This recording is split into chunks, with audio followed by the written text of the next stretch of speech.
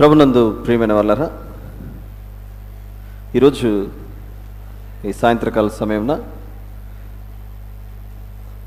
తిరిగి మరొకసారి మీ అందరితో కలిసి దేవుని వాక్యాన్ని పంచుకోవటం దేవుడు నాకు ఇచ్చిన ధన్యత. దీని కొరకై దేవుని మహింపరుస్తూ ఆనందముగా సంతోషముగా పరమగీతముల్లోనికి ప్రవేశిద్దాం. ఎక్కడైతే మనము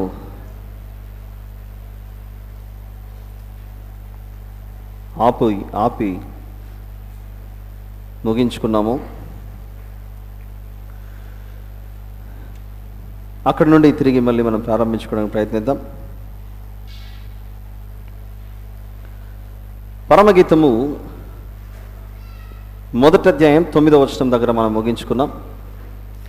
నా ప్రియురాల, ఫరో యొక్క రథాశ్వములతో నిన్ను పోల్చెదను. ఇది ప్రియుడు మాట్లాడుతున్నటువంటి మాట అని ముందుగానే మనం చూడడం జరిగింది. 9, 10, 11 వచనాలు మీకు ముందుగా తెలియచేసినట్లు ఈ 3 వచనాలు ప్రియుడు మాట్లాడుతున్న సందర్భం. అది 10వ వచనంలోకి మనం ప్రవేశిస్తున్నాం. ఆభరణముల చేత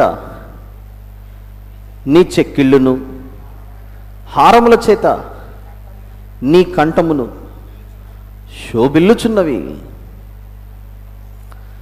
ఆభరణముల చేత నీ చెక్కిళ్ళును, హారముల చేత నీ కంఠమును శోభిల్లుచున్నవి అనంటే మళ్ళీ మళ్ళీ జ్ఞాపకం చేయాలి. ఎందుకంటే మనిషి యొక్క మెదడు ఎప్పుడు శరీర సంబంధమైన వాటి గురించి ఆలోచించడానికి మనకు అలవాటు పడింది. ఆత్మీయంగా ఒక విషయాన్ని ఆలోచించేటప్పుడు దేవుడు దేని గురించి మాట్లాడుతున్నాడు, దానిలో ఉన్నటువంటి భావం ఏంటి అని ఆలోచించకపోతే ఎప్పుడు వాక్యం అపార్థమే అవుతుంది, కానీ అది అర్థం కాదు. దీనికి సంబంధించి యెహెజ్కేలు 16వ అధ్యాయం 11వ వచనంలో మరియు ఆభరణముల చేత నిన్ను అలంకరించి,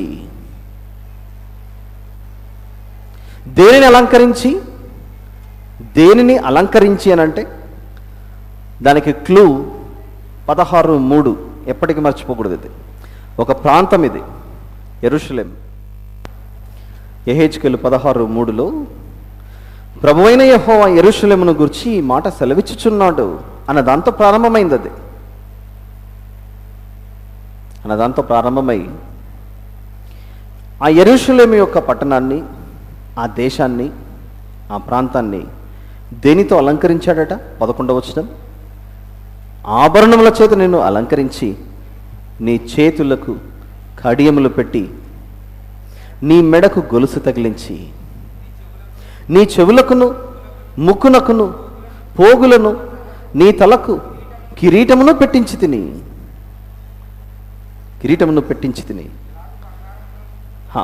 ఇలాగు బంగారుతోనూ వెండితోనూ నేను నిన్ను అలంకరించి సన్నపు అవిసెనారయు పట్టును విచిత్రపు కుట్టుపనియు గల బట్టలను నీకు ధరింపజేసి గోధుమలను తేనెయు నూనెయు నీకు ఆహారముగా ఇయ్యగా నీవు మిక్కిలి సౌందర్యవతివై రాణియగునంతగా అభివృద్ధి నొందితివి.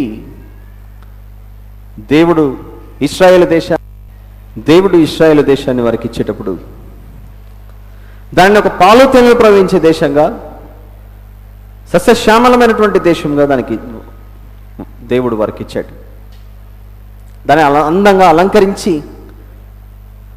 ఎన్నో వందల సంవత్సరాల క్రితం అబ్రహాం, ఇస్సాక్, యాకోబులకు దేవుడు చేసిన వాగ్దానాన్ని బట్టి వారికి ఇచ్చాడు. దాని గురించి మాట్లాడుతూ ఆభరణముల చేత నీ చెక్కిళ్ళను, హారముల చేత నీ కంఠమును శోభిల్లుచున్నవి. దానితో పాటుగా సొలొమోను గారు రాసినటువంటి సామెతల పుస్తకంలో పరమగీతము పరలోకానికి సంబంధించినది అనంటే ఒక ఆత్మ దేవుని దృష్టిలో ఎంతగా ఆత్మీయంగా ఎదగాలో దాని గురించి వివరిస్తూ ఆత్మ సంబంధికులకు ఉండవలసినటువంటి సొగసు, ఆత్మ సంబంధికులకు ఉండవలసినటువంటి అందం, ఆత్మ సంబంధికులు ధరించవలసినటువంటి కంఠహారములు, ఇవేంటో ఒకసారి మనం ఆలోచిస్తే, సామెతల పుస్తకం మొదటి అధ్యాయం ఒక మాట మనం చూద్దాం. సామెతలు మొదటి అధ్యాయం మొదటి వచనంలో దావీదు కుమారుడును ఇశ్రాయేలు రాజునైన సొలొమోను సామెతలు జ్ఞానము గురించి మాట్లాడుతూ సామెతల పుస్తకం మొదటి అధ్యాయంలో 2వ వచనం మనం చూస్తే, జ్ఞానమును ఉపదేశమును అభ్యసించుటకును వివేక సల్లాపములను గ్రహించుటకును నీతి న్యాయ యథార్థాలను అనుసరించుట యందు బుద్ధి కుశలత ఇచ్చు ఉపదేశం నందుటకును, అలా జ్ఞానము అని గురించి మాట్లాడుతూ చివరికి 9వ వచనానికి వచ్చిన తర్వాత, అవి నీ తలకు సొగసైన మాలికయు నీ కంఠమునకు హారములనై ఉండును. అంటే పరమగీతము మొదటి అధ్యాయంలో 10వ వచనంలో చెప్పబడుతున్న మాట, ఆభరణముల చేత నీ చెక్కిళ్ళును హారముల చేత నీ కంఠమును శోభిల్లుచున్నవి అని అంటే, సమస్త సంపదలకు అన్నిటికీ మించినటువంటి విశేష జ్ఞానమే క్రీస్తునందు గుప్తమై ఉన్నదని ఒక మాట మన క్రొత్త నిబంధనలో చూసాం. బుద్ధి జ్ఞానముల సర్వసంపదలు యేసు ప్రభువునందు గుప్తమై ఉన్నవి. ఆ జ్ఞానము అంటే క్రీస్తును గురించిన జ్ఞానం మనం సంపాదించుకుంటే, యేసు ప్రభువును గురించిన జ్ఞానం మనం సంపాదించుకుంటే, ఆ వ్యక్తికి ఆ జ్ఞానమే తలకు సొగసైన మాలిక, ఆ కంఠమునకు హారము అని మాట్లాడుతున్నాడు. అంతేకాకుండా ఒక్కసారి అలా పేజ్ తిప్పి 4వ అధ్యాయంలోకి వద్దాం. సామెతలు 4. ఈ జ్ఞానమట సామెతలు 4:9వ వచనంలో, అది నీ తలకు అందమైన మాలిక కట్టును ప్రకాశమానమైన కిరీటమును నీకు దయచేయును. ఇలాంటి వాక్యాలన్నీ మనం చదవం. ఇలాంటి వాక్యాలన్నీ చదవక పరమగీతం అంటే, ఎక్కడో ఒక యూట్యూబ్లో ఒక వీడియో కూడా చూశానండి. పరిశుద్ధ గ్రంథమందు బూతులు అని పెట్టి పరమగీతం పుస్తకాన్ని తీసి అలా చెప్పుకుంటూ బైబిల్ని ఆలోచించేటప్పుడు, కొంచెం సౌండ్ పెంచండి దీనికి, బైబిల్ని ఆలోచించేటప్పుడు శరీర సంబంధానికి సంబంధించినవే అలా ఆలోచిస్తుంటే ఎప్పుడు దాంట్లో తప్పులు కనపడుతూనే ఉన్నట్లు కనపడుతూ ఉంటుంది. అయితే ప్రతి విషయంలో మనం చూస్తున్నది, జ్ఞానము మన తలకు అందమైన మాలిక కట్టు, ప్రకాశమానమైన కిరీటము. ఈ జ్ఞానాన్ని సంపాదించుకుంటే అవి మన ఆత్మీయ జీవితానికి ఎంతో సౌందర్యాన్ని కలిగిస్తాయట, ఎంతో అందాన్ని కలిగిస్తాయట. ఇలానే కొంచెం ముందుకెళ్తే క్రొత్త నిబంధనకు వచ్చి తిమోతి గారికి రాసినటువంటి మొదటి పత్రిక,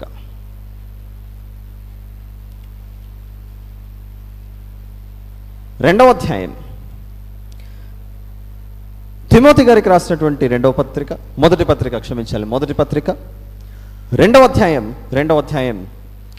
9-10 వచనాలలో క్రైస్తవుని యొక్క అలంకరణ ఎలా ఉండాలని మాట్లాడుతూ, స్త్రీలను అణుకవియు స్వస్థబుద్ధియు గలవారై ఉండి తగుమాత్రపు వస్త్రముల చేతనే గాని జడలతోనైనను బంగారముతోనైనను ముత్యములతోనైనను మిగుల వెలగల వస్త్రములతోనైనను అలంకరించుకొనక దైవభక్తి గలవారమని చెప్పుకున్న స్త్రీలకు తగినట్టుగా సత్క్రియల చేత తమను తాము అలంకరించుకునవలెను.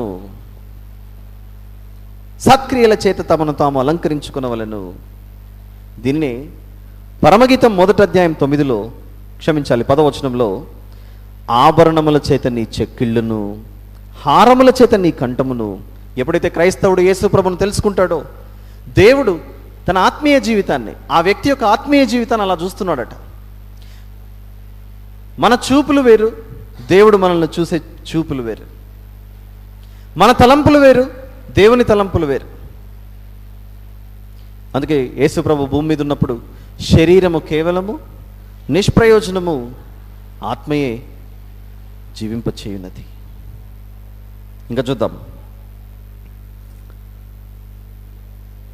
పేతురు గారు రాసినటువంటి పత్రికల్లో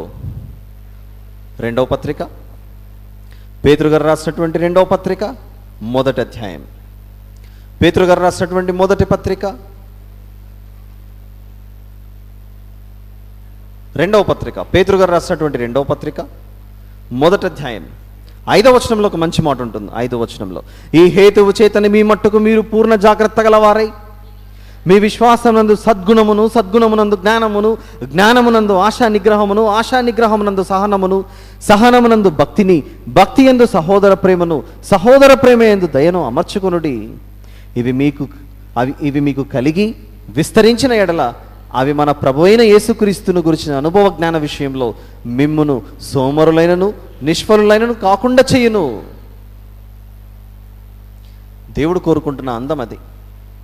అణువణువున దేవుడు మనల్ని పరిశీలించేటప్పుడు ఇలాంటి లక్షణాలు, ఇలాంటి సుగుణాలు ఉండాలని దేవుడు కోరుకుంటున్నాడు. ఇవి తెలియక, ఇలాంటి విషయాలు తెలియక పరమగీతంలో రాయబడిన ప్రతి మాట అది తప్పు, అది పొరపాటు. పరిశుద్ధ గ్రంథం అది పరిశుద్ధ గ్రంథం కాదు. పరమగీతంలో రాయబడిన మాటలన్నీ తప్పు. అందులో ఉపయోగించిన పదజాలం ఎంత వ్యంగ్యంగా కనపడుతున్నాయి, ఎంత అసహ్యంగా కనపడుతున్నాయి. అలాంటి మాటలు ఉపయోగించారు. కానీ ఈరోజు సుమారుగా మనం 10 వచనాలు పూర్తి చేసుకుంటూ వచ్చాం.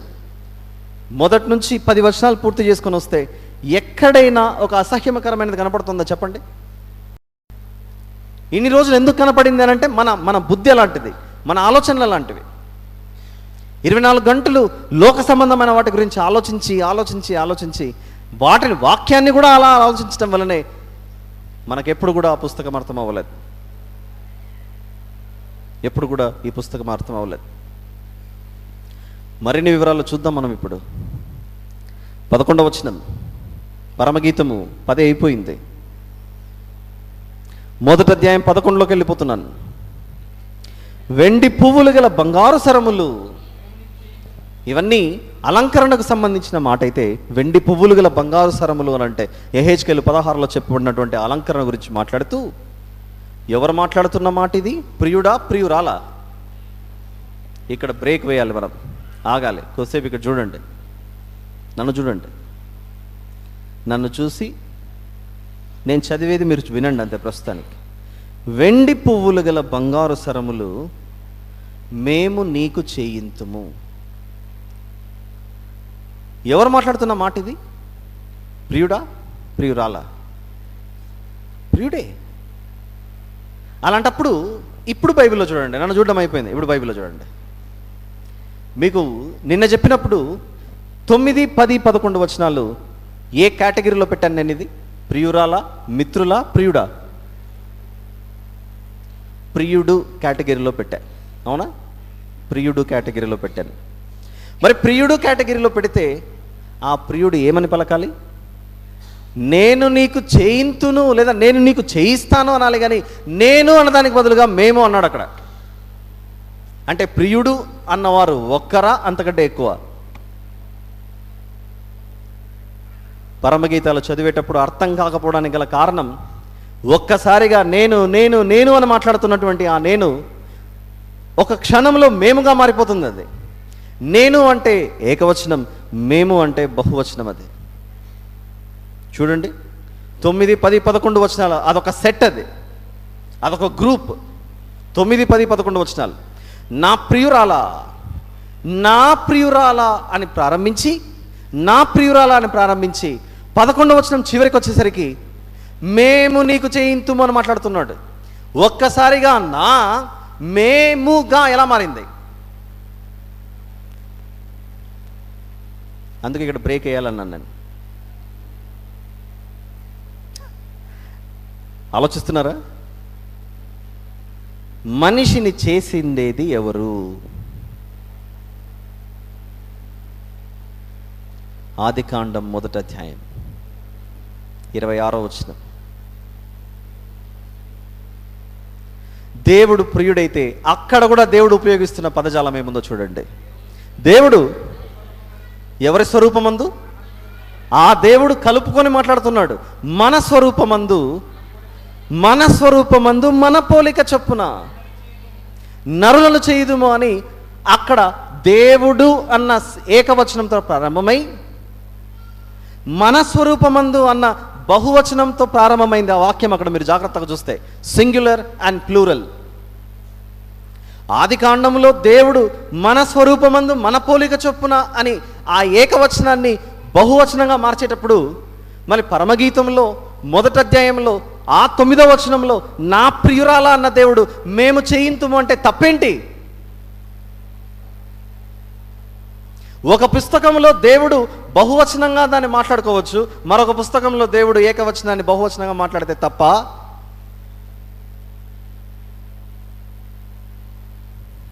కాదుగా.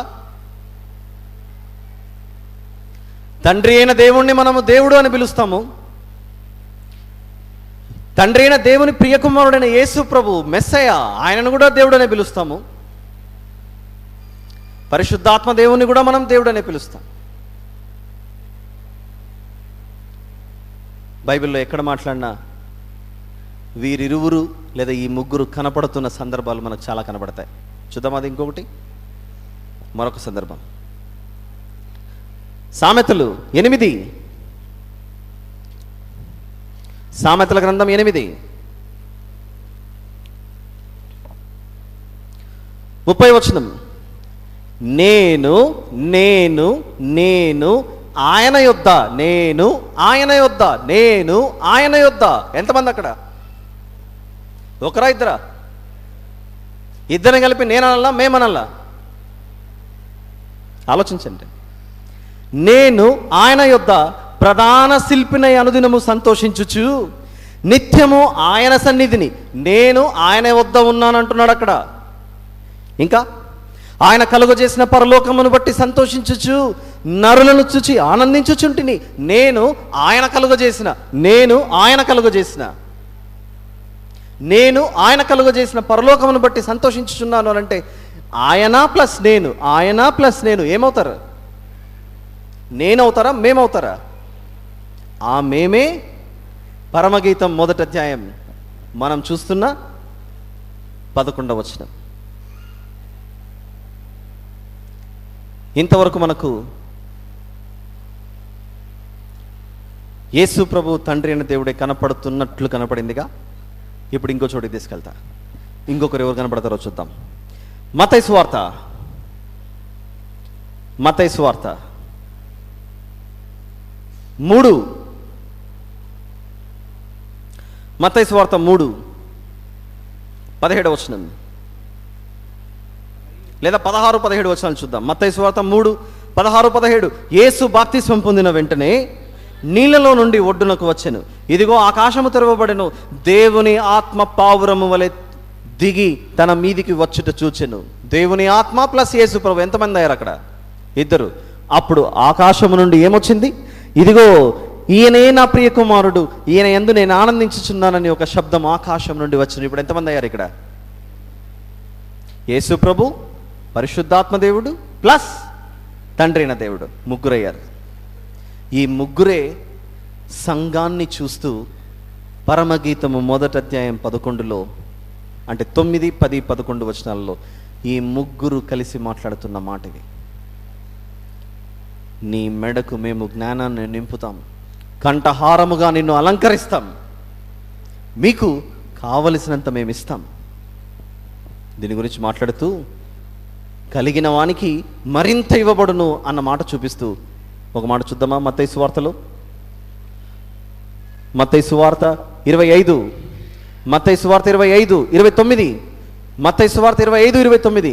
కలిగిన ప్రతి వానికి ఇయ్యబడును, అతనికి సమృద్ధి కలుగును, లేని వాని యొద్ద నుండి వానికి కలిగినది తీసివేయబడును. అంటే దేవుని జ్ఞానం కొరకు తహతహలాడేవారు, దేవుని జ్ఞానాన్ని నేను సంపాదించుకోవాలని కష్టపడే వారి కొరకు దేవుడు ఎంతైనా ఇస్తాడట. ఈ జ్ఞానమే వద్దు, ఇది నాకు ఇష్టం లేదు, ఇది అవసరం లేదు అనుకునే వాళ్ళ దగ్గర ఉన్నది కూడా తీసేస్తాడట. దానినే నీ మెడకు దేవుని జ్ఞానం కంఠహారములుగా అది ఉంటుంది. అలా అలా అలా తాపత్రయపడితే మీకు నేను ధారాళంగా ఇస్తానంటున్నాడు.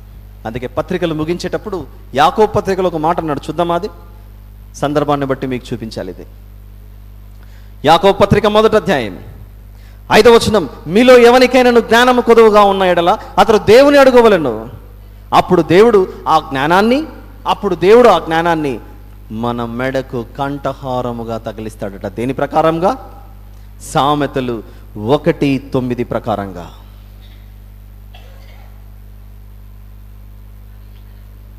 అవి నీ తలకు సొగసైన మాలికయు, నీ కంఠమునకు హారములనై ఉండును. ఏంటది? దేవుడు పరలోకం నుంచి ఆకాశవాకిళ్ళు ఇప్పి మన మెడలో గొలుసులేస్తాడరా? నో. మన కోరికలు అవే. ఎప్పుడు దేవుడు ఆకాశవాకిళ్ళు ఎప్పుడు వేస్తాడో, ఎప్పుడు తెరుస్తాడో, మా ఇల్లు నింపేస్తాడో బంగారుతో, నేను ఉండడానికి కూడా స్థలం లేకుండా బయట మంచం వేసుకొని పడుకోవాలి, అట్లా ఆలోచించుకుంటూ ఉంటాం మనం. నో. అడిగిన ప్రతి ఒక్కరికి జ్ఞానం గురించి దేవుడు ఇస్తానని మాట్లాడుతున్నాడు అక్కడ. అయిపోయిందా?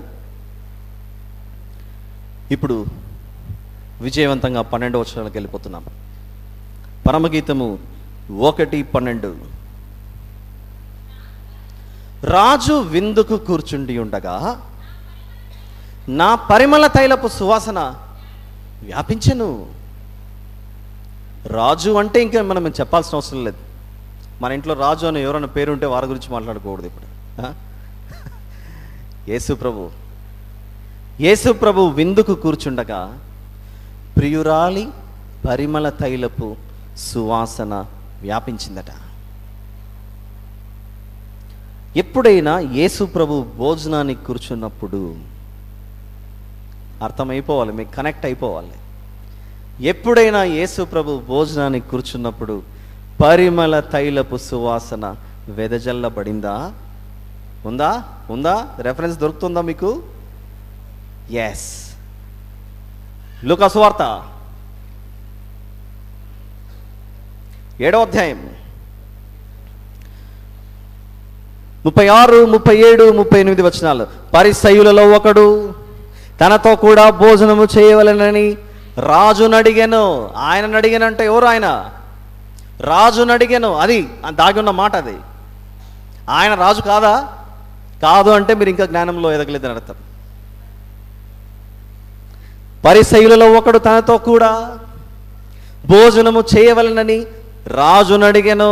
సిలువ వేయకముందు, సిలువ వేస్తుండగా నీవు యూదులకు రాజువా అని ప్రశ్నించినప్పుడు యేసుప్రభు అన్న మాట ఏంటి? నీవన్నట్టు నేను రాజునే. అంటే ఈ పరిసయ్యులతో, ఈ పరిసయ్యుని ఇంటిలో కూర్చున్నది ఎవరు? రాజు.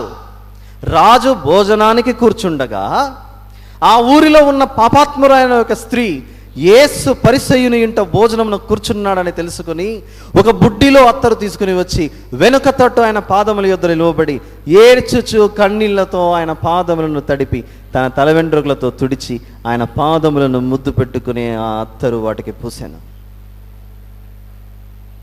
అంటే అత్తరు పూసినందుకు పరిమళ వాసన, లేక ఆత్మీయంగా ఏదైనా ఉందా?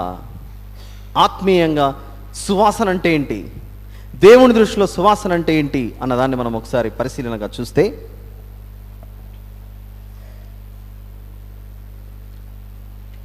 ఆత్మీయంగా సువాసన అంటే ఏంటో మనం చూస్తే ఒక్కసారి మనం పత్రికలలో కొరింథీయులకు రాసినటువంటి 2వ పత్రిక 2వ అధ్యాయం, కొరింథీయులకు రాసినటువంటి 2వ పత్రిక 2వ అధ్యాయం 15వ వచనం. రక్షింపబడు వారి పట్లను నశించు వారి పట్లను మేము దేవునికి క్రీస్తు సువాసన అయి ఉన్నాము. దొరికిపోయిందా? ప్రియురాలు దేవునికి సువాసనగా ఎప్పుడు మారుతుందంటే ఎవరినైతే రక్షణలోనికి నడిపిస్తామో ఆ నడిపించిన వ్యక్తులట రక్షింపబడు వారి పట్లను నశించు వారి పట్లను మేము దేవునికి క్రీస్తు సువాసన అయి ఉన్నాము అనంటే రక్షణ సువార్తను ఎవరైతే ప్రకటిస్తున్నారో వారు దేవుని దృష్టిలో ఎలా కనబడుతున్నారట? సువాసనగా కనబడుతున్నారు. ఈ ఒక్కటి చెప్పి నేను వదిలేశాను అనుకోండి, వినేవాళ్ళ పరిస్థితి ఎలా ఉంటుందంటే వాక్యాన్ని చెప్పి రక్షణలోనికి నడిపించేవారే సువాసన విని మేము వెళ్ళిపోతే మేము ప్రభువుకి సువాసనగా ఉండమా అన్న ప్రశ్న మీకు వస్తుంది. కనుక మీ కొరకు ఒక రెఫరెన్స్ మీకు చూపించాలి. ఫిలిప్పీలకు రాసిన పత్రిక 4వ అధ్యాయం, ఫిలిప్పీలకు రాసిన పత్రిక 4. సువార్తను ప్రకటించి రక్షణలోనికి నడిపించే వారే దేవునికి సువాసన అయితే ఆయన భక్తులు, మిగిలిన వారు భక్తులు, ఇప్పుడు కూర్చున్న మీలాంటి వారు, మరి మీరు సువాసన కాదా అని ఆలోచిస్తే ఫిలిప్పీలకు రాసిన పత్రిక 4 18లో నాకు సమస్తమును సమృద్ధిగా కలిగి ఉన్నది, మీరు పంపిన వస్తువులు ఎపఫ్రోదితు వలన పుచ్చుకొని ఏమీ తక్కువ లేక ఉన్నాను, అవి మనోహరమైన సువాసనయు దేవునికి ప్రీతికరమును ఇష్టమునైన యాగమునై ఉన్నవి అనంటే, ఒకవైపు రక్షణ సువార్తను ప్రకటించేవారు దేవునికి సువాసన అయితే, ఆ రక్షణ సువార్తకు సహకరించే సహకారులు కూడా దేవుని దృష్టిలో ఎలా ఉన్నారట? ఇంపైన సువాసనగా కనబడుతున్నారట. మనల్ని అందరినీ కలిపి ఏమంటారు? దేవుని సంఘం. ఆ దేవుని సంఘాన్నే మనం మాట్లాడుకుంటున్నాం, దేవుని దృష్టిలో ప్రియురాలు. చూద్దామా? 12వ అధ్యాయం 12వ వచనం, పరమగీతము 1:12. రాజు విందుకు కూర్చుండి ఉండగా నా పరిమళ తైలపు సువాసన వ్యాపించాను. అంతటితో ఆగిపోతుందా? మీకు సమయం ఉంటే మళ్ళీ చదవండి. ప్రకటన గ్రంథం 19లో గొర్రెపిల్ల వివాహోత్సవ సమయము వచ్చినది అన్న సందర్భం మనకుంటుంది. ఆ వివాహోత్సవ సమయంలో గొర్రెపిల్ల కూర్చుండగా మనం అందరము విందుకు కూర్చొని ఉంటాం. అప్పుడు ఆ గొర్రెపిల్ల పక్కన, అంటే యేసు ప్రభు యొక్క సింహాసనం పక్కన మనమంతా పరలోక రాజ్యంలో ఇంపైన సువాసనగా చేరి అక్కడ కూర్చొని ఉంటాం. దాన్ని చెప్పడానికే రాజు విందుకు కూర్చుండి ఉండగా నా పరిమళ తైలపు సువాసన వ్యాపించాను. ఈ వచనం అయిపోయిందిగా. నెక్స్ట్, వితౌట్ ఎనీ డిలే, ఆలస్యం చేయకుండా ఇక్కడికి వచ్చేసరికి ఇక్కడ పడతారు శ్రమల్లో. నా ప్రియుడు నా రొమ్మున నుండు గోపరసమంత సువాసన గలవాడు. ఇప్పుడు దీన్ని వివరించాలి. ఇలాంటి పదాలు చూసి రొమ్ము అన్న పదాన్ని ఉపయోగించారు. స్త్రీ యొక్క రొమ్ము గురించి మాట్లాడుతుంటుంటే ఇలాంటి పుస్తకాలు పరిశుద్ధ గ్రంథంలో ఎందుకు రాయించారు అని అంటే, నువ్వు శరీర సంబంధంగా ఆలోచిస్తున్నావు కాబట్టి శరీరానుసారాలు ఆత్మానుసారమైన విషయాలను అంగీకరించే అవకాశం తక్కువ. ఆత్మ సంబంధం విషయాలను ఆత్మకు సంబంధించిన వాటిగానే ఆలోచిస్తేనే మనకు అర్థమవుతుంది. మళ్ళీ చెప్తున్నా, ఇక్కడైతే రొమ్ము అన్న పదాన్ని ఉపయోగించాడు. ఇలా అధ్యాయం ఇంకా కొంచెం ఈ అధ్యాయాలు చదువుకుంటూ వస్తే మరొక చోట కుచము అన్న పదాన్ని ఉపయోగిస్తాడు. రొమ్ము అన్న కుచము అన్న పర్యాయ పదాలు ఇవన్నీ. మరి బైబిల్ ప్రకారంగా రొమ్ము అంటే ఏంటో చూద్దాం ఇప్పుడు. బైబిల్ ప్రకారంగా నా ప్రియుడు నా రొమ్మున నుండి గోపరసమంత సువాసన గలవాడు అని అంటే, ప్రియురాలి జీవితం, ప్రియురాలి గురించి ఆయన మాట్లాడుతూ సంఘం అని మాట్లాడితే, మొట్టమొదటిసారిగా సంఘానికి రొమ్మును దేవుడు ఎలా ప్రవేశపెట్టాడో ఒక్కసారి మనం చూస్తే మనకు కనబడుతుంది. నిర్గమకాండము దేవుని పరిచారకుడైన అహరోను గారికి దేవుడు చెబుతున్న మాట. నిర్గమకాండం 28, నిర్గమకాండం 28. ఇవన్నీ జాగ్రత్తగా వింటే తప్ప రేపొద్దున భవిష్యత్తులో ఎవరైనా అడిగినా మీరు చెప్పడానికి అవకాశం ఉంటుంది. ఏముంది మా వచనం అక్కడ? నా ప్రియుడు నా రొమ్మున నుండు ఏముంది? గోపరసమంతా సువాసన గలవాడు. నిర్గమకాండం 28, 29, 30 వచనాలు చూద్దాం. 28వ అధ్యాయం 29, 30. ఆత్మ సంబంధమైన విషయాలను ఆత్మ సంబంధంగానే ఆలోచించాలి కదా. అట్లు అహరోను పరిశుద్ధ స్థలంలోనికి వెళ్ళినప్పుడు అతడు తన రొమ్ము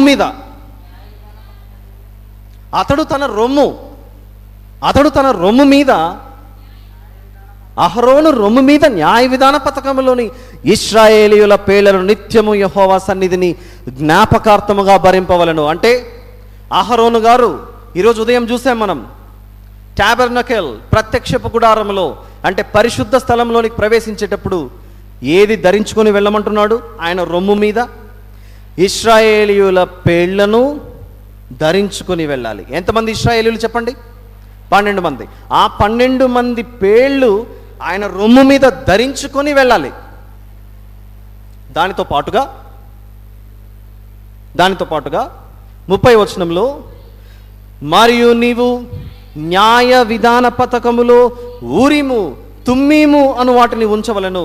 అహరోను యెహోవా సన్నిధికి వెళ్ళినప్పుడు అవి అతని రొమ్మున ఉండునట్లు అహరోను యెహోవా సన్నిధిని తన రొమ్మున ఇశ్రాయేలీల న్యాయ విధానమును నిత్యము భరించును.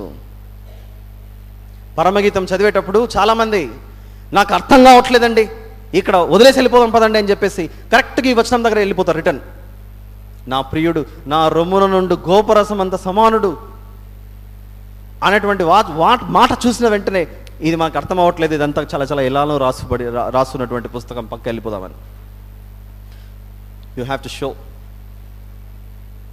అహరోను వేసుకున్న డ్రెస్ చూడండి ఎలా ఉంటుందో. ఇప్పుడు అహరోను రొమ్ము మీద ఉండేటువంటి ఆ వస్త్రం, ఇక్కడ చెప్పబడుతున్న వస్త్రం నిర్గమకాండము 28, 29, 30 వచనాలలో 28వ అధ్యాయం 29, 30 వచనాలలో చెప్పబడుతున్నది. చూసారా, ప్రస్తుతానికి అక్కడ కనబడుతున్నటువంటి ఆ ఇమేజ్ ఆ పిక్చర్ అహరోను గారు అనుకోండి కొద్దిసేపు. ఆయన రొమ్ము మీద వరుసగా చూస్తే మీకు ఏం కనబడుతున్నాయో చూడండి. ఒక పౌచ్ లాగా, ఒక చిన్న బ్యాగ్ లాగా కనబడుతుంది. ఆ బ్యాగ్ మీద చిన్న చిన్న బాక్సులు కనబడుతున్నాయి చూసారా, చిన్న చిన్న బాక్సెస్. ఆ చిన్న చిన్న బాక్సెస్లో ఒక్కొక్క బాక్స్ మీద రూబేను నుండి బెన్యామీను వరకు వారి పేర్లు ఆ రొమ్ము మీద రాయబడ్డాయి. ఇది నేను బొమ్మలు గీసుకొని వచ్చి ఏదో మిమ్మల్ని కన్విన్స్ చేయడానికి చెప్తున్న మాటలు కాదు ఇవి. నిర్గమకాండం 28, 29, 30 వచనాల్లో రాయబడిన మాటలు. అట్లు అహరోను పరిశుద్ధ స్థలంలోనికి వెళ్ళేటప్పుడు తన రొమ్ము మీద న్యాయ విధాన పథకంలోని ఇశ్రాయేలుల పేర్లను, అంటే ఆ 12 మంది పేర్లను ధరించుకొని యెహోవా సన్నిధి జ్ఞాపకార్థముగా వెళ్ళాలి. ఎప్పుడు అలా వెళ్ళేటప్పుడు ఆ బ్యాగ్ మీద వారి పేర్లు కనపడాలి. ఆ బ్యాగ్ లోపల అంటే కొన్ని పర్సెస్ ఉంటాయి కదా, ఫస్ట్ జిప్ ఒకటి, సెకండ్ జిప్ ఒకటి. ప్రారంభంలో అది కనపడాలి. దాని లోపల మాత్రం ఏముండాలట? న్యాయ విధాన పథకంలో ఊరీము, తుమ్మీము అనే వాటిని ఉంచాలి. ఆ ఊరీము, తుమ్మీము అన్నటువంటిది ఏంటంటే దేవుడు పెట్టిన న్యాయ విధి అట. దేవుడు పెట్టిన న్యాయ విధి ఎక్కడుందట? 13వ వచనం, పరమగీతము 1:13 చూస్తున్నాం. నా ప్రియుడు నా రొమ్మున నుండి గోపరసమంత సువాసన గలవాడు. ఏముంది రొమ్ము మీద? అహరోను గారి రొమ్ము మీద ఏముంది అని అంటే న్యాయం. అహరోను గారి రొమ్ము మీద ఏముందంటే న్యాయం. న్యాయానికి దేవుడు పెట్టినటువంటి పెద్దపీట ఒకసారి మీరు చూడండి. ఒకసారి ఇర్మియా గ్రంథం 7వ అధ్యాయం 22 నుంచి కొన్ని వచనాలు చూద్దాం. నేను ఐగుప్తు దేశంలో నుండి మీ పితరులను రప్పించిన దినమున దహన బలులను గూర్చి గాని నేను వారితో చెప్పలేదు. అట్టి వాటిని గురించి నేను ఏ ఆజ్ఞయు ఇయ్యలేదు. ఈ ఆజ్ఞను మాత్రమే నేను వానికి ఇచ్చి తిని, ఏదనగా నా మాటలు మీరు అంగీకరించినట్ల నేను మీకు దేవుడనయ్యుందును, మీరు నాకు జనులయ్యుందురు, మీకు క్షేమము కలుగునట్లు నేను మీకు ఆజ్ఞాపించుచున్న మార్గం అంతటి యందు మీరు నడుచుకునుడి. ఇంకా ఇలానే కొంచెం ముందుకెళ్ళి ఆమోసు పుస్తకానికి వద్దాం. ఆమోసు పుస్తకం 5వ అధ్యాయం, ఆమోసు పుస్తకం 5:22 నుంచి కొన్ని మాటలు. నాకు దహన బలులను నైవేద్యములను మీరు అర్పించినను నేను వాటిని అంగీకరింపను. సమాధాన బలులుగా మీరు అర్పించు క్రొవ్విన పశువులు నేను చూడను. మీ పాటల ధ్వని నా యొద్ద నుండి తొలగనీయుడి. మీ స్వరమండలముల నాదము వినుట నాకు మనస్సు లేదు. నీళ్లు పారినట్లుగా న్యాయము జరుగనీయుడి. ఎంత బాగుంది చూడండి అది. నీళ్లు పారునట్లుగా న్యాయము జరగనీయుడి. న్యాయం అన్నది ఎక్కడి నుంచి రావాలని మాట్లాడుతున్నాడంటే నీ హృదయంలో నుండి. హృదయం ఎక్కడుందో చూపించడానికి దేవుడు అహరోను గారి వస్త్రం మీద ఆ ఇశ్రాయేలీయుల పేర్లన్నీ రాసి దాని మధ్యలో ఊరిము, తుమ్మిము అన్నది పెట్టి అందులో ఎప్పుడు న్యాయ సంబంధమైన విధి విధానాలు ఉండాలని పెట్టాడు అక్కడ. అంటే దేవుడు ప్రతి ఒక్కరి హృదయం నుండి నీతి, న్యాయం ఎప్పుడు ఉండాల్సిందే అని కోరుకున్నాడు. పాత నిబంధన అంతా. మరి క్రొత్త నిబంధనకు వచ్చిన తర్వాత రొమ్ము అనడాన్ని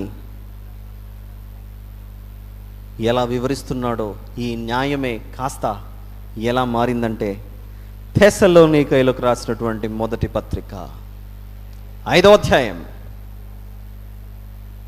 తెస్సలోనికైలకు రాసినటువంటి మొదటి పత్రిక 5వ అధ్యాయం. వచనం చెప్పే ముందు నేను మీకు ఇంకొక చోటికి మిమ్మల్ని తీసుకెళ్ళి ఇక్కడికి రావాలి. చూద్దామా? తెస్సలోనికైలకు రాసిన పత్రిక అలానే ఉంచి ఒక్కసారి ఎఫెసీలోకి రాసిన పత్రిక 6లోకి రండి. ఎఫెసీయులకు రాసిన పత్రిక 6లోనికి వచ్చి ఎఫెసీయులకు రాసినటువంటి పత్రిక 6వ అధ్యాయం 11వ వచనంలో, మీరు అపవాది తంత్రములను ఎదిరించుటకు శక్తిమంతులగినట్లు దేవుడిచ్చు సర్వాంగ కవచమును ధరించుకొనుడి. సర్వాంగ కవచమును ధరించుకొనుడి. ఏంటి సర్వాంగ కవచము? ఏంటి సర్వాంగ కవచము అని అంటే 14వ వచనంలో, మీ నడుమునకు సత్యమును దట్టి, అంటే బెల్ట్. అది అవునా? నడుము కట్టుకునేది బెల్ట్.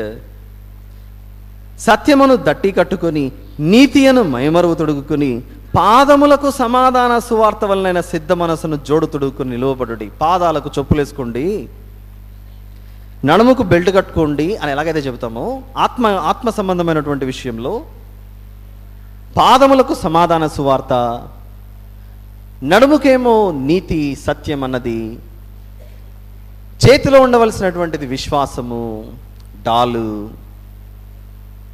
ఇలాంటివన్నీ ఒక్కొక్క దాని గురించి వివరిస్తూ తెస్సలోనికైలకు రాసిన పత్రిక 5వ అధ్యాయం, మొదటి పత్రిక 5 8వ వచనంలో, మనము పగటి వారమై ఉన్నాము గనుక మత్తులమై ఉండక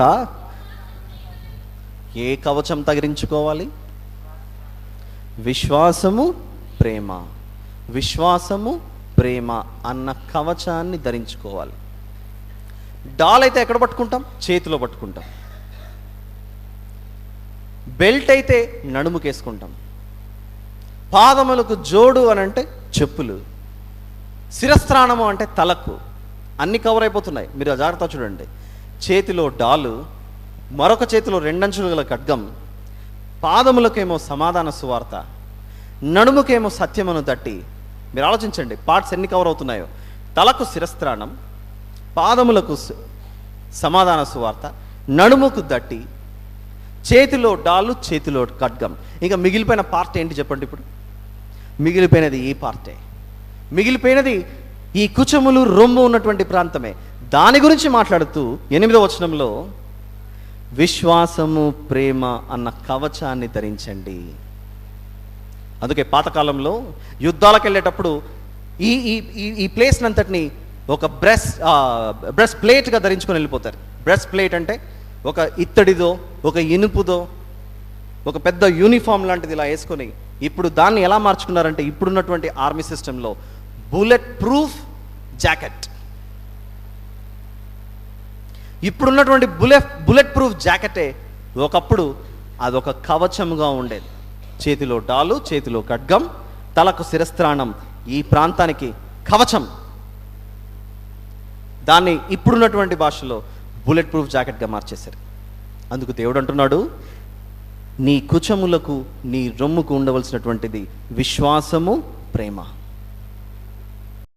పరమగీతం 1వ అధ్యాయంలో రాయబడినటువంటి రొమ్ము అన్న పదానికి అర్థం, ఒకటి విశ్వాసం, రెండోది ప్రేమ.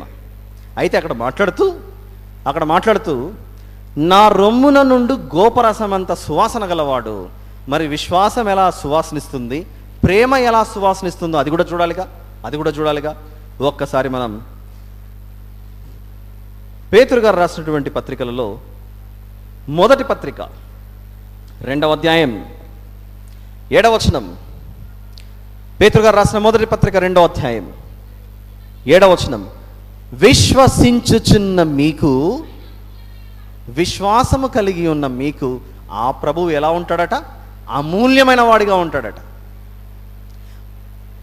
రొమ్ముకున్నటువంటి దానిలో విశ్వాసము ప్రేమ అయితే, విశ్వాసం అమూల్యమైనదైతే, మరి ప్రేమ ఎటువంటిదో చూద్దామా?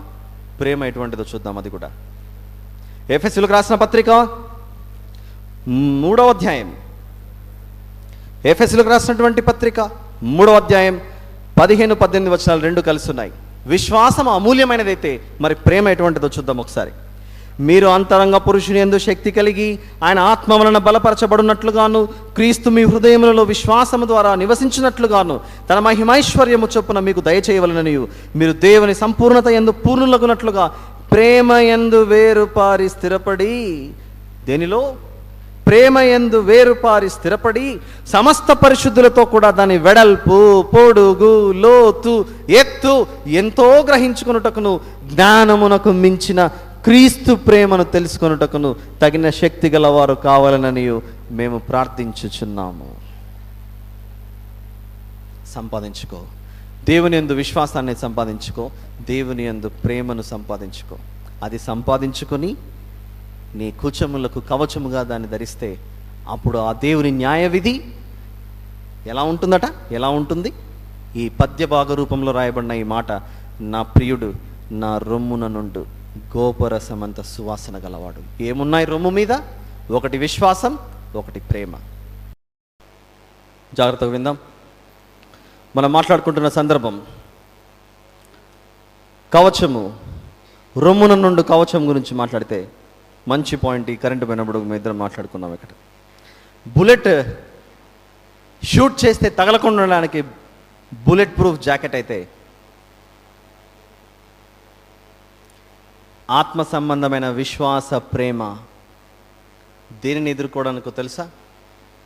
విశ్వాసము, ప్రేమ అన్న కవచం ఈ రొమ్ము మీద ఎందుకు ఉండాలి అని అంటే, కొరింథీయులకు రాసిన 2వ పత్రిక 2వ అధ్యాయం, కొరింథీయులకు రాసినటువంటి 2వ పత్రిక 2వ అధ్యాయం 11వ వచనంలో చివరి మాట, సాతాను తంత్రములను మనం ఎరుగని వారము కాము. సాతాను తంత్రములను మనం ఎరిగిన వారము కాము. వాడి యొక్క తంత్రాలను ఎదుర్కోవాలంటే క్రీస్తు మీద విశ్వాసముతో, యేసు ప్రభు చూపించే ప్రేమతో వాడిని ఎదుర్కోవాలి. అందుకే ఈ రెండు మనకు అవసరం. వాడు వేసే అగ్ని బాణాలను ఎదుర్కోవాలంటే దేవుని మీద విశ్వాసం ఉంచు. ఇంకా చెప్పాలి అని అంటే చివరి వరకు నిలిచేది అమూల్యమైనది, శ్రేష్టమైనది, చివరి వరకు నిలిచేది. ఆ మాట చూడండి ఎంత బాగుంటుంది. అది కొరింథీయులకు రాసిన మొదటి పత్రిక 13, కొరింథీయులకు రాసినటువంటి మొదటి పత్రిక, చివరి వరకు నిలిచేది. 13వ వచనం కూడా చెప్పేసేయండి. 13వ అధ్యాయము కాగా 13వ వచనం, 13 వెరీ గుడ్. కాగా విశ్వాసము, నిరీక్షణ, ప్రేమ ఈ మూడును నిలిచును. వీటిలో శ్రేష్టమైనది ప్రేమే. అంటే చివరి వరకు కనబడుతున్నటువంటిది ఈ విశ్వాసము, ప్రేమ, నిరీక్షణ. దొరికింది కదా, మీకు డోర్ ఓపెన్ చేశాను. అక్కడ నుంచి ఇంకా మీరు దాంట్లో నుంచి మెసేజ్ ఒకటి ప్రిపేర్ చేసేసుకొని వెళ్ళిపోవచ్చు. నిజంగానే వాక్యం చెప్పి 10 మందిని దేవునిలోకి నడిపించే వాళ్ళు ఇక్కడ కూర్చుంటే మాత్రం ఈ పరమగీతాల్లో ఇస్తున్న ప్రతి రెఫరెన్స్కి మీరు ఒక 1 అవర్ మెసేజ్ బయటికి తీయచ్చు. ఒప్పుకుంటారు ఈ విషయానికి? అంత టైం లేదు కాబట్టి బైపాస్. ఈ మధ్య ఎక్కడ చూడు ప్రతి టౌన్కి హైవే రోడ్స్, ప్రతి టౌన్కి అవుటర్ రింగ్ రోడ్ ఎలాగైతే ఉంటుందో అలా అవుటర్ రింగ్ రోడ్లో వెళ్ళిపోతున్నాను ప్రస్తుతానికి. అంత స్పీడ్గా, అంత వేగంగా వెళ్ళిపోతున్నా, ఇది మనం ముగించుకోలేకపోతున్నాం. All right, moving on to verse number 14. పరమగీతము 1వ అధ్యాయం 14వ వచనం. నాకు నా ప్రియుడు ఏన్గేది ద్రాక్షవనములోని కర్పూరపు పూగుత్తులతో సమానుడు. ఏన్గేది అంటే కర్పూరం అంటే మనందరికీ తెలుసు, అది మంచి సువాసన వస్తుంది కాబట్టి. ఇప్పుడు ఏన్గేది అంటే ఏదో తెలియాలి. మాకు గేదెలే తెలుసండి, ఏన్గేది అంటే తెలియదు అనుకోకుండా. ఒక్కసారి యెహోషువ గ్రంథం, యెహోషువ పుస్తకం, chapter number 15, book of Jashuva, chapter number 15, 61, 63 వచనాలు రెండు కలిసినాయి చూడండి. 61, 63. అరణ్యమున బేతరాబా, మిద్దీను, సెకాక, నిబ్దాను, నా బైబిల్లో నాకు కనపడట్లేదు ఇక్కడ, నిబ్షాను, ఎల్మెలాహు, ఎన్గేది అనునవి. ఎన్గేది అని అంటే అదొక ప్రాంతం. ఇది ఎవరికి వచ్చింది అని అంటే, ఎన్గేది అన్నది ఎవరికి వచ్చింది అని అంటే, ఇదే 15వ అధ్యాయంలో 20వ వచనం మీరు చూస్తే, 20వ వచనం, యూదా వంశస్థుల గోత్రమునకు వారి వంశముల చొప్పున కలిగిన స్వాస్థ్యం ఇది. యూదా వంశస్థులకు వచ్చినటువంటి ప్రాంతాలలో దేశాన్ని ఆక్రమించుకున్న తర్వాత దాన్ని పంచుకుంటున్నటువంటి సందర్భంలో యూదులకు వారి వారి భూభాగంలో వచ్చినటువంటి ప్రాంతమే ఎన్గేది. ఈ ఎన్గేది ఎలాంటిదంటే, ఇక్కడ కర్ణాటకకు సంబంధించి వాళ్ళు ఎవరైనా ఉంటే, కర్ణాటకలో కూర్గ్ అన్న ప్రాంతం ఒకటి ఉంది. ఇక్కడ ఎవరన్నా కూర్చోంటే తలన్న ఊపండి కనీసం, ఎస్ ఆర్ నో. కూర్గ్ అన్నది ఒక అందమైనటువంటి ప్లేస్. అది ఒక అందమైనటువంటి ప్లేస్ ఉందా? ఎవరన్నా వెళ్ళారా? ఒక చక్కటి అందమైనటువంటి ప్రదేశం అది. అలానే ఒక బృందావనం లాంటి ప్రాంతం ఇశ్రాయేలు దేశంలో నాకు నా ప్రియుడు ఎన్గేది ద్రాక్షవనంలోని కర్పూరపు కూతులతో సమానుడు. అక్కడ ఎలాగైతే పరిమళ వాసన ఇచ్చేటువంటి అందమైన పుష్పాలు ఉంటాయో అలాంటి అందమైన ప్రియుడు నా ప్రియుడు అని మాట్లాడుతుంది ఈ ప్రియురాలు. ఇకపోతే 15వ వచనం, నా ప్రియురాలా, నీవు సుందరివి, నీవు సుందరివి, నీ కన్నులు గువ్వకండ్లు. నీవు సుందరివి, సుందరివి, నీ కన్నులు గువ్వకండ్లు. అంటే మురిసిపోకండి, నా కళ్ళు ఎట్లున్నాయో రేపు పొద్దున్న చూసుకోవాలని. గువ్వ అంటే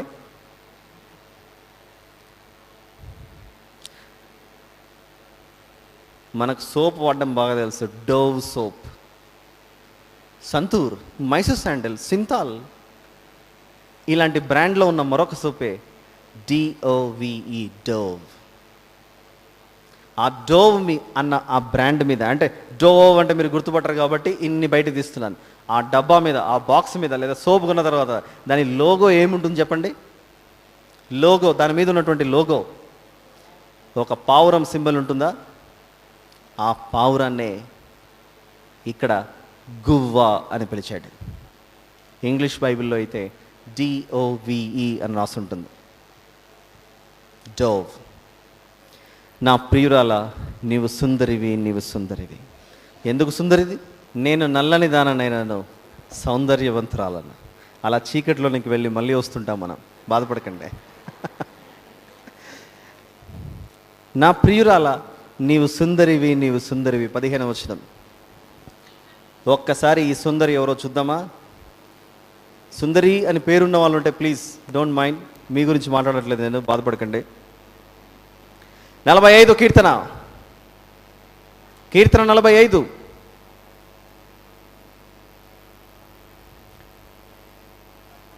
పదకొండవ వచనం. ఈ రాజు నీ ప్రభువు, అతడు నీ సౌందర్యమును కోరినవాడు. ఎవరి సౌందర్యం? సంఘం ఎప్పుడు అలా నిష్కలంకురాలుగా ఉండాలనేది దేవుని కోరిక. ఈ రాజు నీ ప్రభువు, అతడు నీ సౌందర్యమును కోరినవాడు. అతని పాదాలకు వచ్చి నువ్వు నమస్కరించు. ప్రార్థన చేసేటప్పుడు మనం ఏం ప్రార్థన చేస్తాం చెప్పండి? దేవునికి ప్రార్థన చేసేటప్పుడు, దేవా మమ్మల్నందరినీ మీ పాదాలకు మేము సమర్పించుకుంటున్నాం అంటామా లేదా చెప్పండి? తండ్రి, మీ పాదములకు మా కృతజ్ఞతలు, మా స్తుతి స్తోత్రములు. ఎవరికి అప్పచెప్పుకుంటాం మనం? స్త్రీ అని భేదం లేదు, పురుషుడని భేదం లేదు. మనమందరము ప్రభువు పాదాల వద్ద సాష్టాంగ నమస్కారం చేస్తున్నట్లుగా ప్రార్థన చేస్తామా, చేయమా?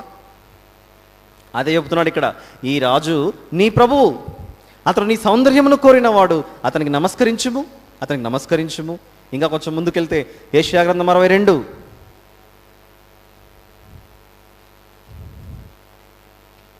యెషయా గ్రంథం 62 5వ వచనం. క్షమించాలి, యెషయా గ్రంథం, ఎస్ దట్స్ రైట్, యెషయా గ్రంథం 62:5. యెషయా గ్రంథం 62:5. యవనుడు కన్యకను వరించి పెండ్లి చేసుకున్నట్లు నీ కుమారులు నిన్ను వరించి పెండ్లి చేసుకునేదరు. పెండ్లి కుమారుడు పెండ్లి కూతురుని చూసి సంతోషించున్నట్లు నీ దేవుడు నిన్ను గూర్చి సంతోషించును. ఇవన్నీ చూపిస్తూ పరమగీతం 1:15వ వచనంలో, నా ప్రియురాల, నీవు సుందరివి, నీవు సుందరివి, నీ కన్నులు గువ్వకండ్లు. నీ కన్నులు గువ్వకండ్లు అని అంటే దానికి సంబంధించిన ఒక అద్భుతమైన రెఫరెన్స్ మనం చూద్దాం ఇప్పుడు. మత్తయి సువార్త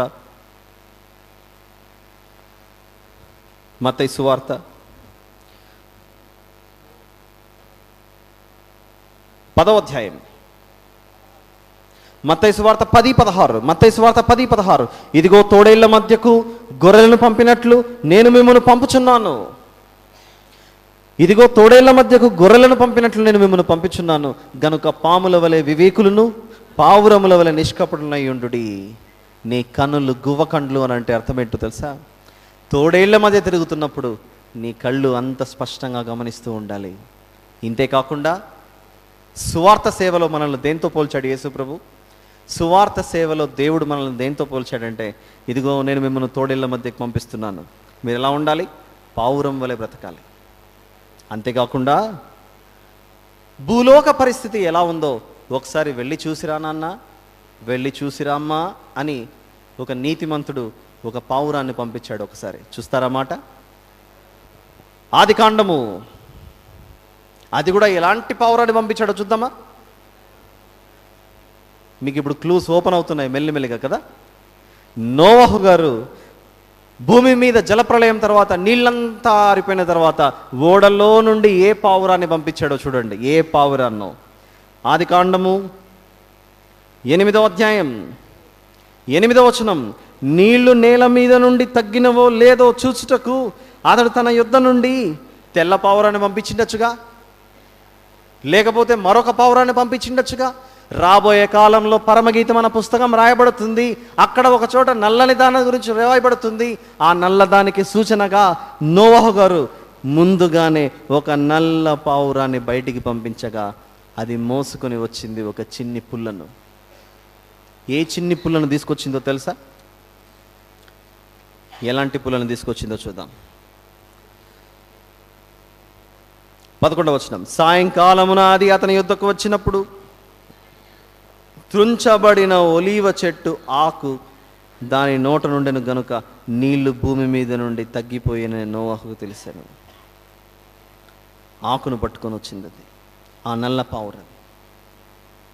ఆ పుల్లకు అంటించుకుని ఆకును పట్టుకుంటుందా? ఆకుతో పాటు చిన్నది అక్కడ పట్టుకుంటుందా? దానికి ఉన్నటువంటి దాన్ని పట్టుకొని ఆ నల్ల పావురం ఎగురుకుంటూ నోవహు గారి దగ్గరకు వచ్చింది.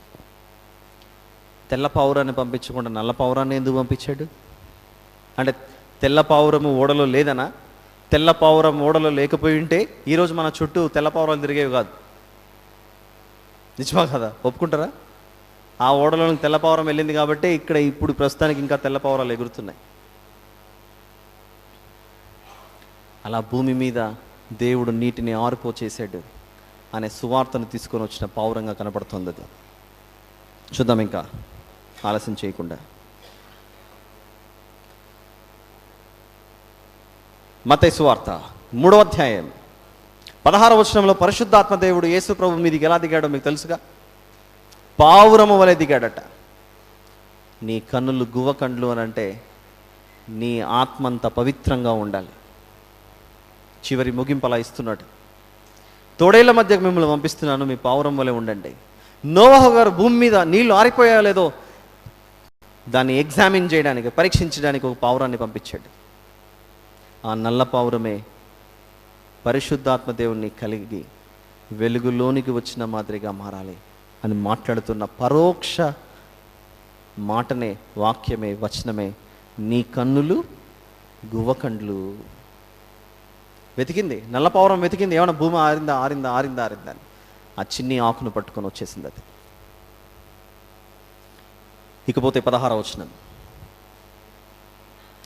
పరమగీతము 1:16, నా ప్రియుడా నీవు సుందరుడువు, అతి మనోహరుడువు, మన శయన స్థానము పచ్చని చోటు, మన మందిరములు దూలములు దేవదారు మ్రానులు, మన వాసములు సరళపు మ్రానులు. ఇక్కడ మళ్ళీ మీకు కొన్ని విషయాలు చూపించాలి స్క్రీన్ మీద. దేవదారు మ్రాను ఎలా ఉంటుంది, సరళపు మ్రాను ఎలా ఉంటుందో ఒక్కసారి మనం స్క్రీన్ మీద చూద్దాం. దయచేసి చూడండి. Cedar as well as fir, FIR, సరళపు మ్రాను. 2 చెట్లను పంపించాను నీకు ఇమేజెస్ రాజేష్. నా ప్రియుడా అది వచ్చేలోపు ఇదే దేవదారు మ్రాను. మీకు కనపడుతున్న మ్రాను చూసారా ఎంత చక్కగా పొడువుగా పెరిగిందో? ఇది దేవదారు మ్రాను. దీని తర్వాత మరొక చెట్టు చూపిస్తాను మీకు. చూసారుగా? దీని మనసులో అలా పెట్టుకోండి. అలా ఎంత హైట్ పెరిగిందో చూడండి. మన దగ్గర అయితే నీలగిరి ట్రీస్ అలా పెరుగుతాయి, కానీ అంత స్ట్రైట్ పెరగకపోయినా దాని కొమ్మలు మాత్రం విస్తరిస్తాయి. కానీ ఇది మాత్రం చూడండి ఎంత పొడుగు పెరిగిందో. ఇది దేవదారు మ్రాను అంటే ఇదే. సొలొమోను గారు మందిరాన్ని కట్టించేటప్పుడు ఉపయోగించినటువంటి మ్రానుల్లో ఇదొక మ్రాను. Number 2, next one more tree. ఇది చూస్తున్నారా? ఇంతకుముందు చూసిన చెట్టుకి ఇప్పుడు చూస్తున్న దీనికి ఉన్న డిఫరెన్స్ రెండు ఒకసారి మళ్ళీ ఎక్స్చేంజ్ చేసి చూడు మాట ఇటు. ఇది దేవదారు నానైతే దాని తర్వాత ఇప్పుడు మనం చూసిండేది ఇక్కడ కనపడుతున్నదే సరళపు మ్రాను. ఈ రెండు మీరు చూసారుగా. ఈ రెండింటితో ఒకనాడు ఏం జరిగిందో దాని వివరణలోనికి వెళ్ళే ముందుగా మనం 16వ వచనం చూడాలి. నా ప్రియుడా, నీవు సుందరుడువు, అతి మనోహరుడువు. చూద్దామా దీనికి సంబంధించి? కీర్తన 45 2వ వచనం. నరుల కంటే నీవు అతి సుందరుడవై ఉన్నావు, నీ పెదవుల మీద దయారసము పోయబడి ఉన్నది, కావున దేవుడు నిత్యము నిన్ను ఆశీర్వదించును అని నా ప్రియుడా నీవు సుందరుడు అని మాట్లాడుతూ ఇక్కడ వచ్చి పడుతుంది మరొక సమస్య. మన శయన స్థానము పచ్చని చోటు. ఇంతకుముందు రొమ్ము గురించి ఎలాగైతే మాట్లాడుకున్నామో, క్రైస్తవ సమాజాన్ని ఇబ్బంది పెట్టే పదాలలో ఇదొకటి. మన శయన స్థానము పచ్చని చోటు. అయితే దీన్ని ఎలా ఆలోచించాలి? ఇది పరలోక గీతం, భూలోక గీతం కాదు. ఇది శయనము అనంటే ఏకమవ్వడం, ఒక్కటవ్వడం. ఆత్మీయ జీవితంలో ఒక్కటవ్వడం అంటే ఏంటి? ఆత్మీయ జీవితంలో ఒక్కటవ్వడం అంటే ఏంటో ఒకసారి మనం చూస్తే జాగ్రత్తగా ఆలోచించాలి. యోహాను సువార్త 14:20. యోహాను సువార్త 14:20 వచనం. నేను నా తండ్రి యందును మీరు నా యందును నేను మీ యందును ఉన్నామని ఆ దినమున మీరు ఎరుగుదురు. అదే యేసు ప్రభు యోహాను సువార్త 17 20-21 వచనాలలో, మరియు నీవు నన్ను పంపితివని లోకము నమ్మునట్లును తండ్రి నా యందు నీవును నీ యందు నేనును ఉన్నలాగున వారును మన యందు ఏకమై ఉండాలి అని కోరుకుంటున్నాడు. చూడండి ప్రియుడు యేసు ప్రభు మాట్లాడుతూ తండ్రి నా యందు నీవును నీ యందు నేనును ఉన్నలాగున వారును మన యందు ఏకమై ఉండాలని కోరుకుంటున్నాం. ఏకమై ఉండాలంటే శరీరాలు కలిసా, ఆత్మలు కలిసా, మనస్సులు కలిసా, ఉద్దేశాలు కలిసా? శరీరాలు కావుగా. తండ్రి ఏ విధంగా అయితే పనిలో ఉన్నాడో, యేసు ప్రభు కూడా పని ముగించి వెళ్ళిపోతున్నాడో, భూమి మీద ఉన్నటువంటి ఆయన భక్తులు కూడా తండ్రి కుమారునితో ఏకమై పని చేయాలని మాట్లాడుతున్నాడు అక్కడ.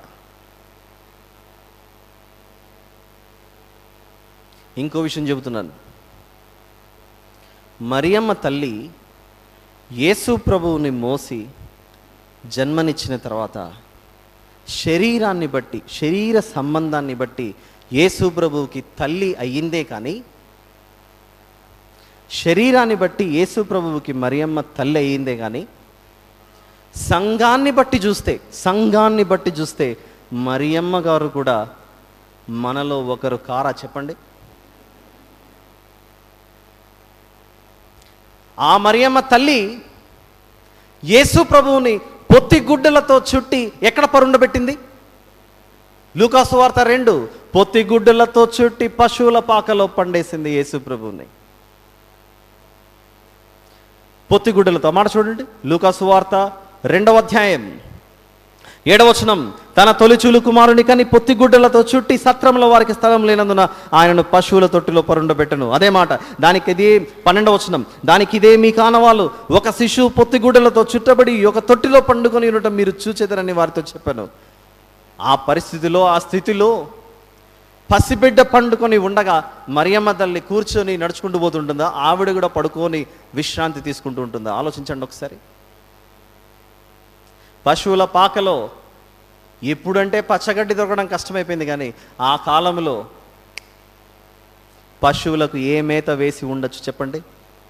చక్కటి ఆరోగ్యకరమైనటువంటి పచ్చగడ్డి వాటికేసి ఆ పశువుల పాకలో యేసు ప్రభు తొట్టులో పడుకున్నప్పుడు ఈవిడ కూడా ఒక చోట పడుకుంది పక్కన. బిడ్డను పశువుల పాకలో పంపించి ఈ తల్లి మాత్రం ఎక్కడో భవనంలో కూర్చొని ఉంటుందా? లేదుగా. బిడ్డ పశువుల పాకలో ఉండగా తల్లి కూడా ఇప్పుడు ఎక్కడ ఉంటుంది? ఖచ్చితంగా పశువుల పాకలోనే ఉండాలి. బిడ్డ ఆ పాకలో ఉన్నప్పుడు తల్లి కూడా ఆ పశువుల పాకలో ఉండగా ఆ పశువులు మేస్తున్నటువంటి గడ్డి మధ్యలో వీళ్ళు కూడా అక్కడ పడుకొని ఉన్నారు. అక్కడ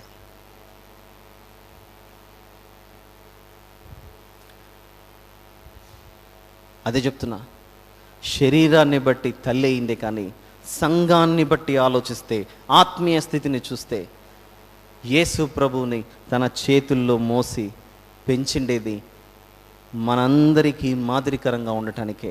నేను ఎలాగైతే క్రీస్తును ధరించానో, యేసు ప్రభును భూమి మీదకి తీసుకొని వచ్చానో, ఈ భూలోకంలో ప్రతి ఒక్కరి దగ్గరికి యేసు ప్రభును తీసుకొని వెళ్ళాలి అని బోధించిన తల్లులలో అందుకే మరియమ్మ తల్లిని అందరికంటే ధన్యురాలని పిలుస్తారు. ఏమంటున్నాడు ఇక్కడ?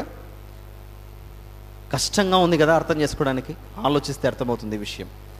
16వ వచనం, నా ప్రియుడా నీవు సుందరుడువు, అతి మనోహరుడువు, మన శయన స్థానము పచ్చని చోటు.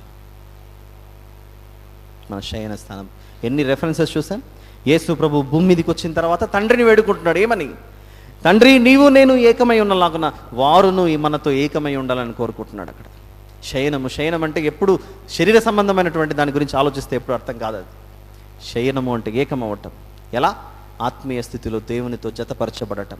అది అర్థం చేసుకోవాలి. ఇంక ముగింపులోకి వచ్చేసాం.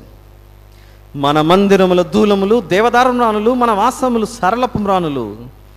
దీని గురించి ఒక్కసారి రాజుల మొదటి గ్రంథం, సొలొమోను గారు మందిరాన్ని కట్టించినప్పుడు ఎలాంటి పరికరాలను, ఎలాంటి వాటిని ఉపయోగించాడో మందిరాన్ని నిర్మించడానికి మనం ఆలోచిస్తే 5వ అధ్యాయం 6వ వచనం, రాజుల మొదటి గ్రంథం, లెబానోనులో దేవదారుమ్రానులను నరికించుటకే నాకు సెలవిమ్ము.